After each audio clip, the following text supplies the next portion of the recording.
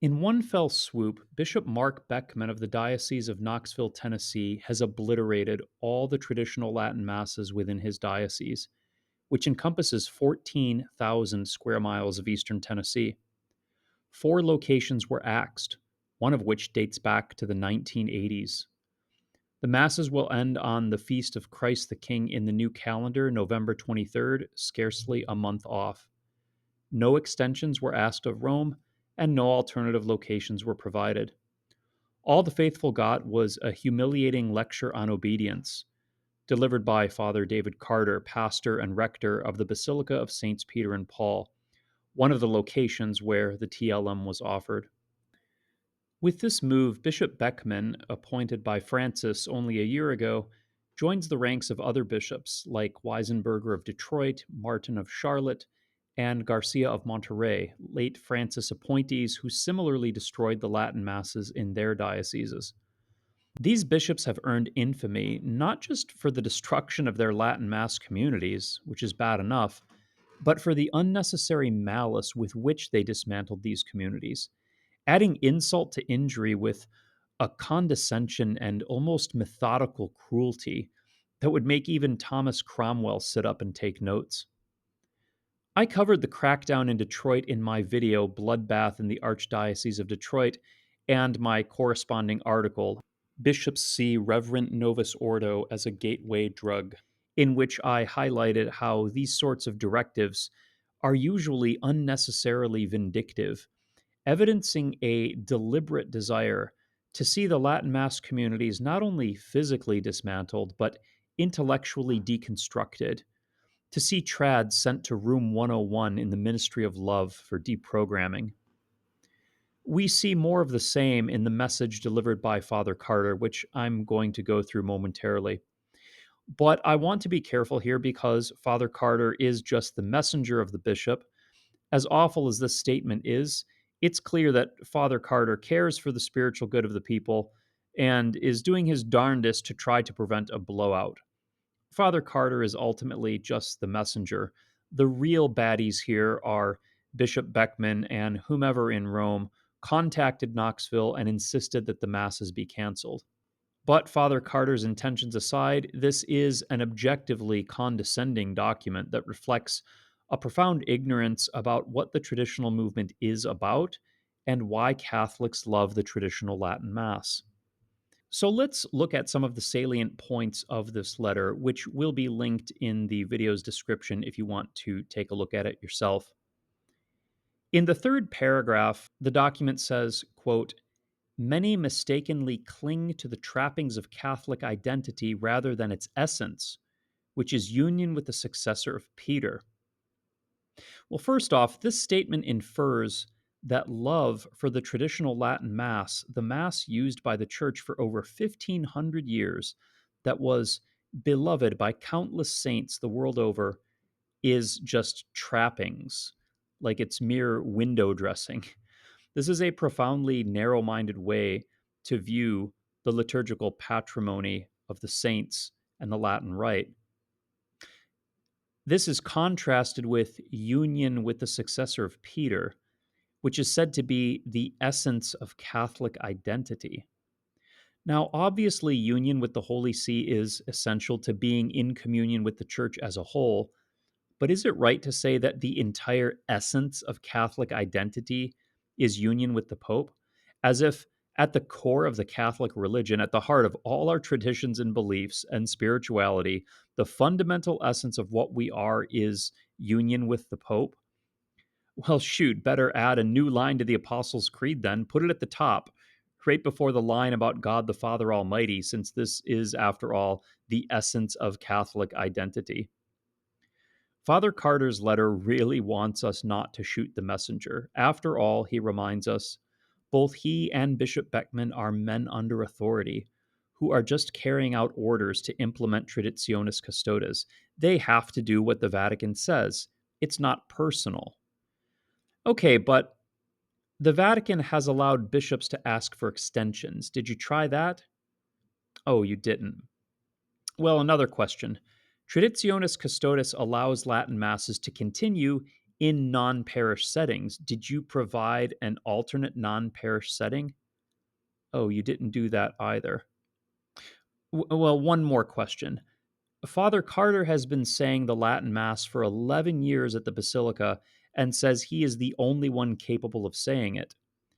In that 11 years, did anyone bother trying to teach another priest?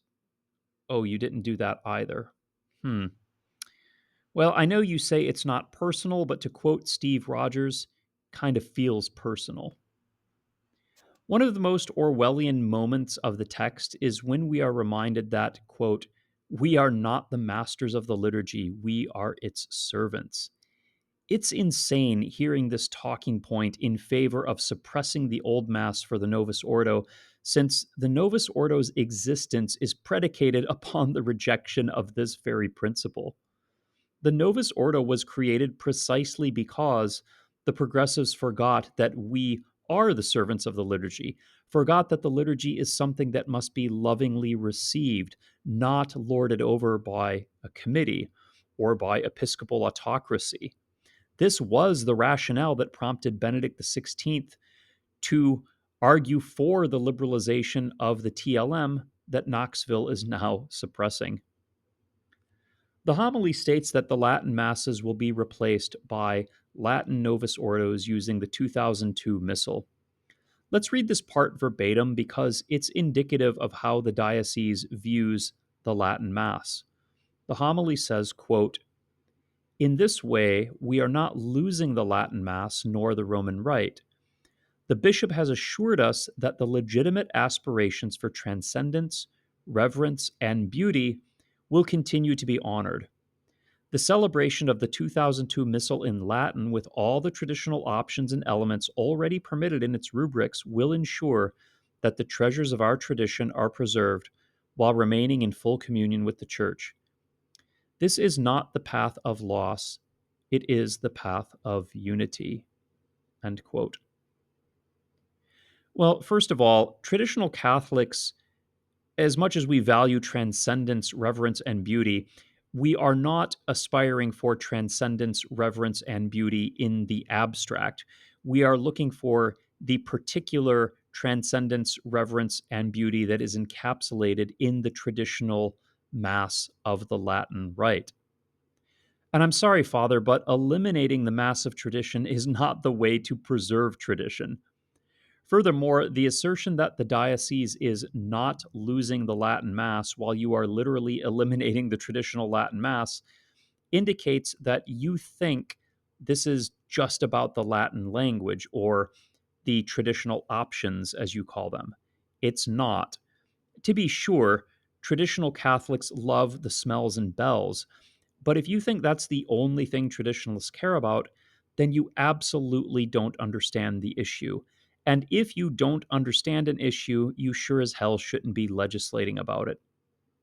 As an aside, if anyone watching this video does not get what I mean when I say that the issue is not about Latin, I'd like to recommend another one of my videos entitled The Traditional Latin Mass Isn't About Latin, and that will go into this question a lot more. The text goes on to remind us that Jesus is still present in the Eucharist, which I don't think anyone except Sedevacantists denies, so I'm not sure why this point is being stressed, but ultimately it's irrelevant because we're not liturgical minimalists. There's more that matters about the liturgy than whether or not Jesus Christ is present. The text goes on to urge traditional Catholics to remain in communion with the Pope. In fact, a substantial portion of the second page is dedicated to warning Knoxville trads to stay in union with the Church and even warns them against going to the SSPX and threatens them with excommunication. These admonitions reveal the opinion of the diocese that they consider trads to be quasi schismatics who are always on the verge of defecting from the church at the slightest provocation. The thing you warn someone against doing is the very thing you fear they will do. It seems this diocese views their trads as Catholics who already have one foot in the SSPX chapel. Another statement that struck me as exceptionally cruel was the following quote, "Our worship will continue to be beautiful, reverent, and sacred. The spirit of Summorum Pontificum, the mutual enrichment between old and new, has borne fruit. You are the proof of that. Now we are called to carry that fruit forward into the life of the church as it stands unified today." End quote. So let me get this straight. The reason the Latin masses are being canceled is because Summorum Pontificum succeeded so well? Well, alleluia, ring the bells in celebration, put on the best garments, and kill the fatted calf. Summorum Pontificum has borne such good fruit that it's time to annihilate the very masses that Benedict said had never been forbidden and could not be forbidden according to Summorum Pontificum. That's some top tier logic there. Then there's some kvetching about the different calendar and readings between the two liturgies and how this promotes disunity in the diocese. This is an interesting assertion. Traditionis Custodes said the TLM promotes disunity, but because of tradies being mean, not because of the different lectionary. The issue, of course, is that the trads in Knoxville were not fulfilling their typecast role of Pharisaical villains that Arthur Roche made them out to be. They've been on their best behavior and have not caused any dissension or disunity. Well, it didn't matter. If we can't pin disunity on them directly, we'll just pin it on the calendar.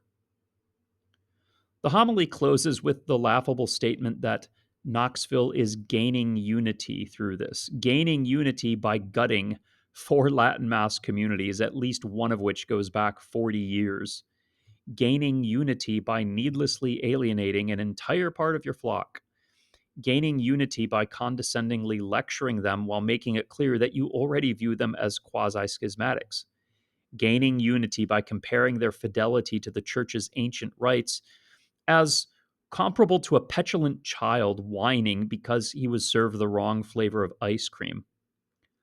Lay down resentment and take up reverence, the admonition concludes. Take up reverence. Gee, what do you think Knoxville trads were trying to do all this time before you came along to bless them with your unity? When I make these videos, people will often comment along the lines of, "Great video, but what do we do?"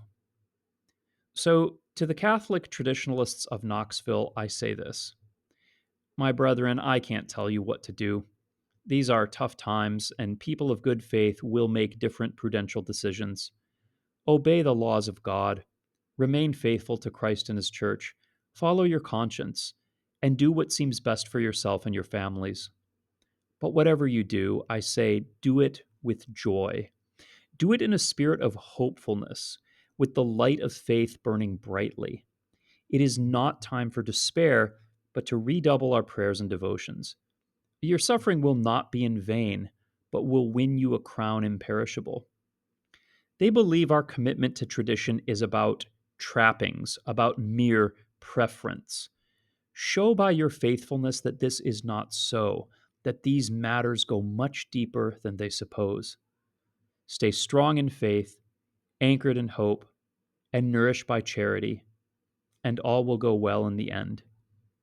And until then, may Our Lady shelter you under her blessed mantle.